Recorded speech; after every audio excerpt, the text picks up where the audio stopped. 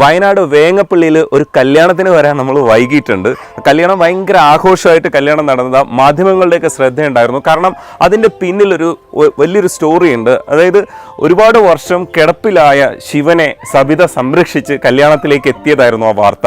ശിവനും സബിതയും നമ്മുടെ കൂടെ ഉണ്ട്. അവരുടെ ഒരു സന്തോഷം ഭയങ്കരമാണ്. കുറേ നാളത്തെ കാത്തിരിപ്പിന് ശേഷമാണ് അവർ കല്യാണത്തിലേക്ക് പോകാം എന്ന് തീരുമാനിച്ചത്.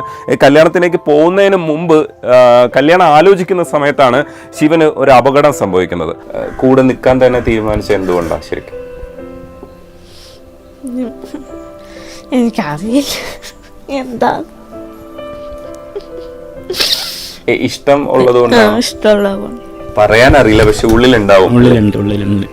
അല്ല, അത് ശിവനറിയാം. പക്ഷെ അത്രയും ഇഷ്ടമായിരുന്നു. അത്രയും സ്നേഹമായിരുന്നു. എന്റെ ശിവേട്ടനെ വഞ്ചിക്കാനാവൂല.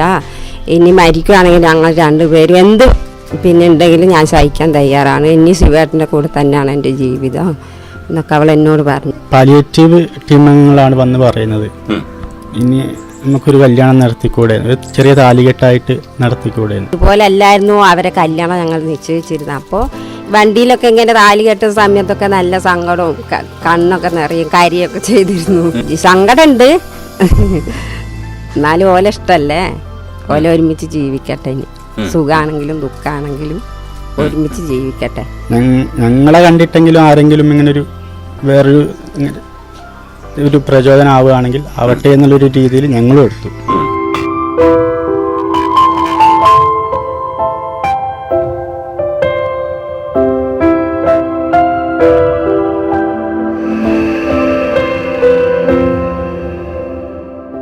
മുൻപ് ഇങ്ങനെ ഇരുന്ന് കഴിക്കാൻ പറ്റില്ലായിരുന്നല്ലോ.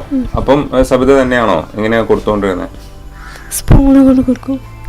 കിടന്നപ്പോ സ്പൂണ് കൊണ്ട് കോരി കൊടുക്കുമായിരുന്നു. അപ്പോഴും ടോയ്ലറ്റിലൊന്നും പോകാൻ പറ്റാത്തൊരവസ്ഥയിലായിരുന്നു ഉണ്ടായിരുന്നത്. ഇങ്ങനെ എണീറ്റിരുന്നിട്ട് ഇപ്പൊ എത്ര വർഷമായി?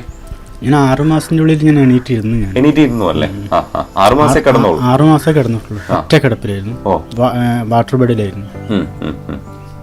അപ്പം അവിടെ നിന്നായിരുന്നു എല്ലാം പോയി. മലമൂത്ര വിസർജനൊക്കെ അവിടെ തന്നെയായിരുന്നു. ഇപ്പോൾ കുടുംബജീവിതത്തിലേക്ക് പൊക്കോളാൻ ഈ കൗൺസിലേഴ്സ് പറയുന്ന സമയത്തും ഈ സാധാരണഗതിയിലുള്ള ഭാര്യഭർത്തൃ ബന്ധമൊക്കെ ഓക്കെ ആവുന്ന അവസ്ഥയിലാണെന്ന് പറഞ്ഞിരുന്നു. ഞാൻ പറഞ്ഞിരുന്നു, ഞാൻ എൻ്റെ അവസ്ഥകൾ ഇനി ഇങ്ങനെയൊക്കെ ആയിരിക്കും. പിന്നെ അതായത് എഴുന്നേറ്റിരുന്നതിന് ശേഷം ഞാൻ പറഞ്ഞിരുന്നു, പിന്നെ ഞാൻ ഇനി ഇങ്ങനെയൊക്കെയാണ്, അപ്പോൾ നിനക്ക് വേണമെങ്കിൽ പോവാം, തിരിച്ചു പോവാം. പിന്നെ പക്ഷെ ആള് ഇവിടെ തന്നെ നിന്നു. സാധാരണഗതിയിലുള്ളൊരു ബന്ധം